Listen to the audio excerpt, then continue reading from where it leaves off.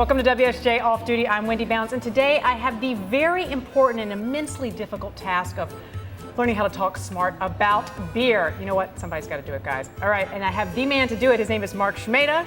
He's the chief brewer at Chelsea Brewing Company here in New York City. Now, you've got a rainbow of beers out here, and we're going to start from sort of, what, light to dark? How did you set them up here? Least flavorful to most flavorful, Most flavorful. Intensity-wise. All right, so I would always be gravitating just by instinct to the lightest beer because I think it would be sort of the one that would taste best to me. I could be wrong. What's this first one? This one is called Checker Cab Blonde Ale. It's a Kolsch-style beer, and by Kolsch it means it originated in Cologne, Germany, Cologne. It's very light and lager-like beer.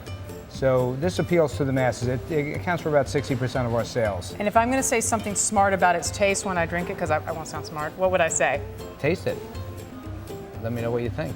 E equals MC squared. I'm just kidding. I think it comes across as very light, very crisp, and clean. And this doesn't taste, and I don't mean this as an insult, it doesn't taste too dramatically different from what I would be accustomed to drinking something out of a bottle. And that is where, its German heritage comes in, because most of the beers that we have in the U.S. have a German heritage. Okay. They're German style beer. Not too different color, but a little, I can see a little more murkiness to it. It's not quite as clear. Hazy. This beer is filtered. This beer is not filtered, but it's also a wheat beer. It's a wheat beer. Wheat contributes a lot of haze to the product. And, we like that haze. It really signifies what a good wheat beer looks like. 60% wheat in that beer, where this is 100% barley malt. Different flavor, though. It's a little stronger, a little more intense than the other one. A little bit grainy. Yeah, a little grainy. Grainy. That's the word you got to remember, grainy. So that's an American-style wheat beer, not to be confused with Bavarian wheats, which use a different yeast.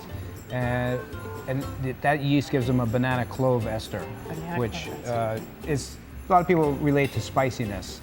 That's Sunset Red and Amber Ale, American Amber Ale. You should be able to smell like hops in there. It should be becoming a little more floral and a little more bitter. So this is definitely more bitter. So there are more hops in this one. More hops. Okay. And there's also a lot more caramel malt, which gives it that red color. And caramel malts add a little bit of sweetness to the beer. And then the hops counter that sweetness, the bitterness of the hops. Hops are like the spice of beer. This one's a rye beer. Rye malt is used in place of the barley in a certain percentage. Rye malt is spicy and sometimes considered a little bit sour. I don't know if you drink rye whiskey, but rye whiskey is different than absolutely. Than a bourbon or anything. Grain whiskey. So you should get a little spiciness. See, I like that a lot. Yeah. I wouldn't have necessarily gravitated. I would have been scared of it. So what's it called again? That's called Red Hop Red Rye. Hop. It's hoppy. It's hopped like an IPA, which we're going to get to next. But it's the basic style is a rye. Rye. Okay, got you. Very good. All right.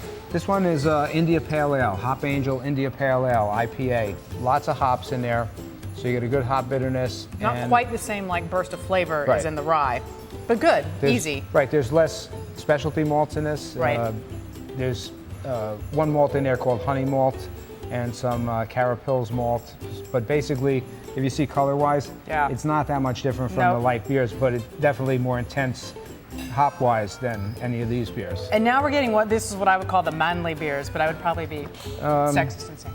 Yeah, a lot of women, I found a lot of women at beer shows gravitate to stouts. They do. And this one is a stout right here. No, this one is the porter. Porter, and this is stout. Right. The porter, and we don't have a good light in here, but the porters are usually, if you held up the sunlight, they're translucent. They're not opaque like a stout. And I don't know, I'm not seeing through this so much. Yeah, well, no sun today. That's our other problem. All right, this is the porter. That's the porter, so it's slightly roasty. It's like coffee. Yeah, slightly roasty, but then when you get to the next one, it's really good. It's a lot like coffee. And this That's is the stout. That's like the Guinness. Black Hole Triple X Stout. Like it's like a double Guinness. And that one's very coffee and chocolatey, dark chocolate and coffee. Cheers. So we're back here in your brew house. This is where the witchcraft is performed. This is it. These are the basic ingredients of beer. That's all you need. 4 ingredients: malted barley, hops, yeast, and water. No wonder so many people try it at home. That's right. Now, which of these do you think I'm going to choose to finish? I may surprise you. I thought you'd take the rye. You thought I'd take the rye. I thought I would take the rye until I tasted the porter. Oh, really? All right, so you guys come back to me in about 10 minutes. Let's see how I'm doing. Cheers. You pick one. I'm going to pick the stout. All right. Thanks, Mark.